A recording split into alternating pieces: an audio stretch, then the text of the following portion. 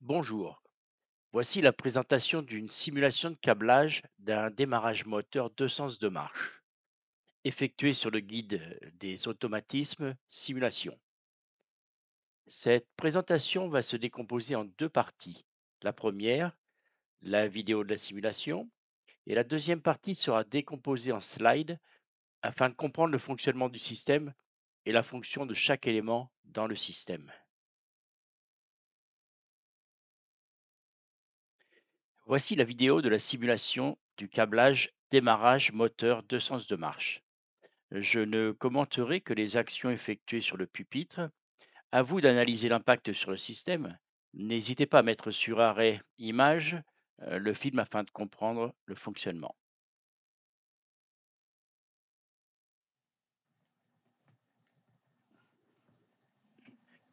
Je tourne le sectionneur Q1 sur on.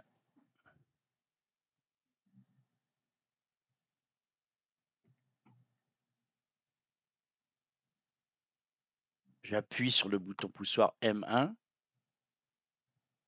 Je le relâche.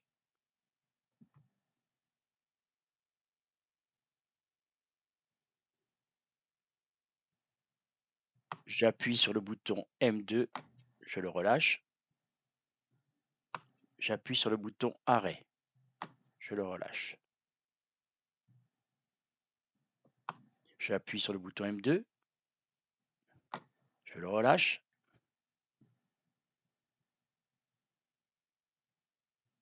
J'appuie sur le bouton M1.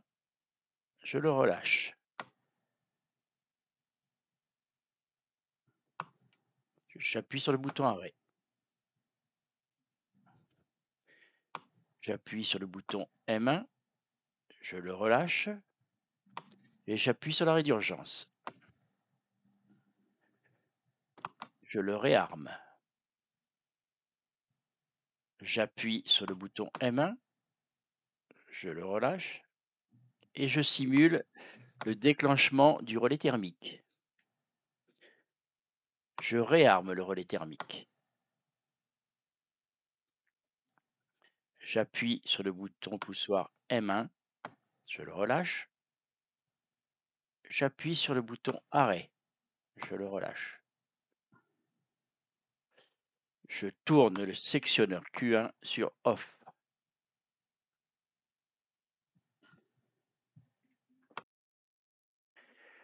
Dans cette seconde partie, je vais décomposer la vidéo que vous venez de voir et vous expliquer le fonctionnement du système et la fonction de chaque élément de ce câblage. N'hésitez pas à prendre des notes.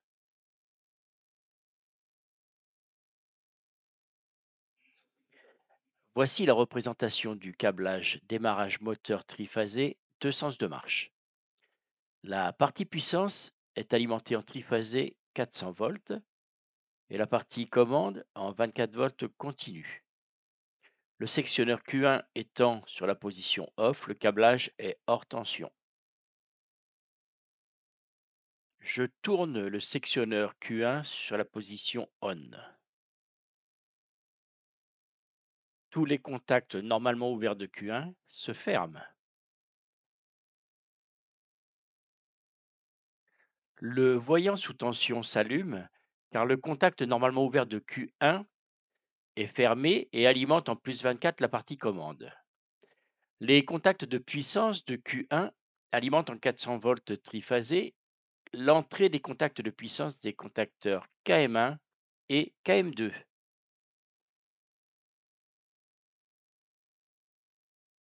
J'appuie sur le bouton poussoir M1.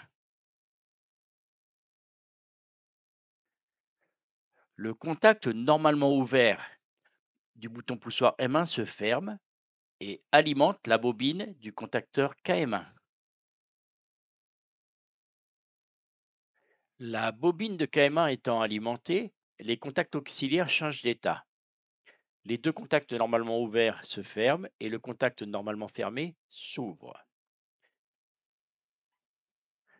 L'un des deux contacts normalement ouverts, celui de droite, alimente le voyant marge. Les contacts de puissance de KM1 étant fermés, ils alimentent le moteur triphasé et le font tourner dans le sens des aiguilles d'une montre. Quand je relâche le bouton poussoir M1, rien ne se passe. La bobine de KM1 reste alimentée. Et ce, grâce au contact auxiliaire de KM1, entouré en rouge. C'est ce qu'on appelle l'automaintien. Le contact permet de maintenir alimentée la bobine de KM1 quand on relâche le bouton poussoir M1. J'appuie sur le bouton poussoir M2 alors que KM1 est alimenté. Le contact normalement ouvert de M2 se ferme et rien ne se passe.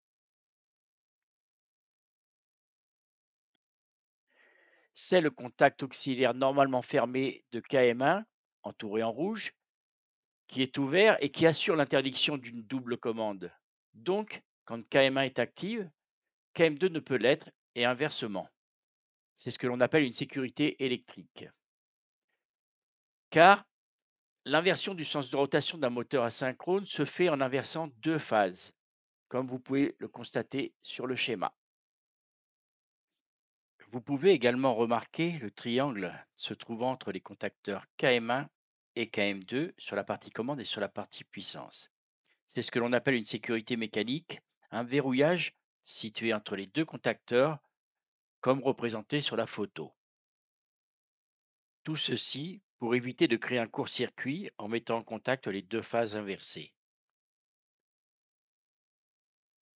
J'appuie sur le bouton poussoir Arrêt.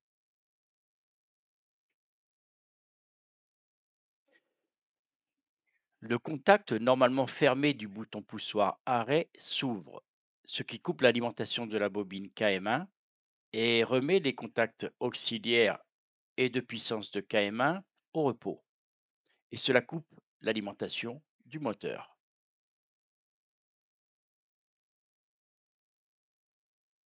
Quand je relâche le bouton Arrêt, le système est prêt à recevoir une nouvelle commande. J'appuie donc sur le bouton poussoir M2. Le contact normalement ouvert du bouton poussoir M2 se ferme et alimente la bobine de KM2.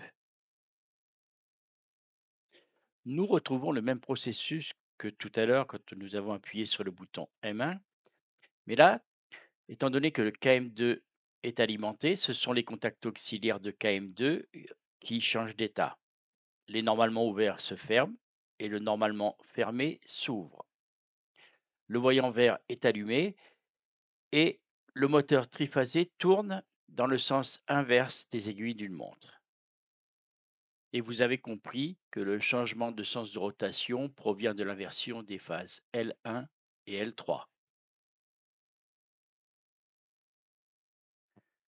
Le contact normalement ouvert KM2 entouré en rouge, actuellement fermé, joue son rôle d'automaintien de la bobine de KM2.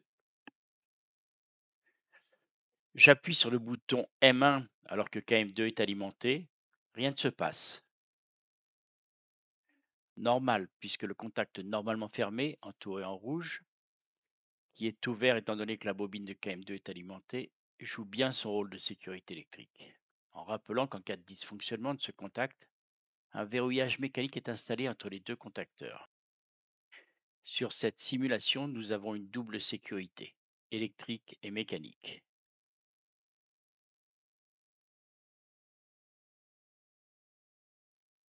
Quand j'appuie sur le bouton Arrêt, le moteur arrête de tourner.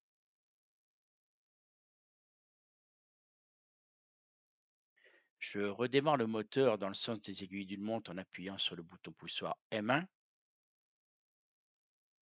J'appuie sur l'arrêt d'urgence. Le contact normalement fermé repéré AU sur le schéma s'ouvre et coupe l'alimentation de la bobine KM1 et donc met le moteur sur arrêt. Je réarme l'arrêt d'urgence pour pouvoir réutiliser le système. Je remets en marche le moteur en appuyant sur M1. Je simule le déclenchement du relais thermique.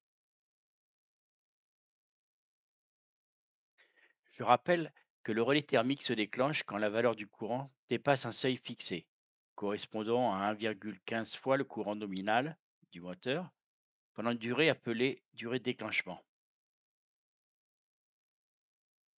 En déclenchant, le relais thermique ouvre le contact normalement fermé F1, qui joue le même rôle que le bouton poussoir arrêt ou l'arrêt d'urgence. Cela coupe l'alimentation du contacteur KM1.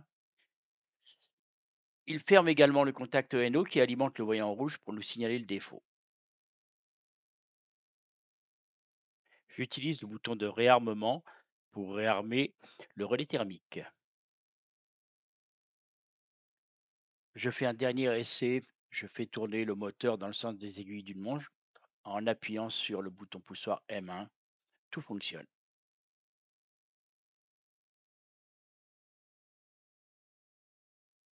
J'appuie sur le bouton arrêt, le moteur s'arrête. Puis, pour mettre le câblage hors tension, je tourne le sectionneur Q1 sur la position off.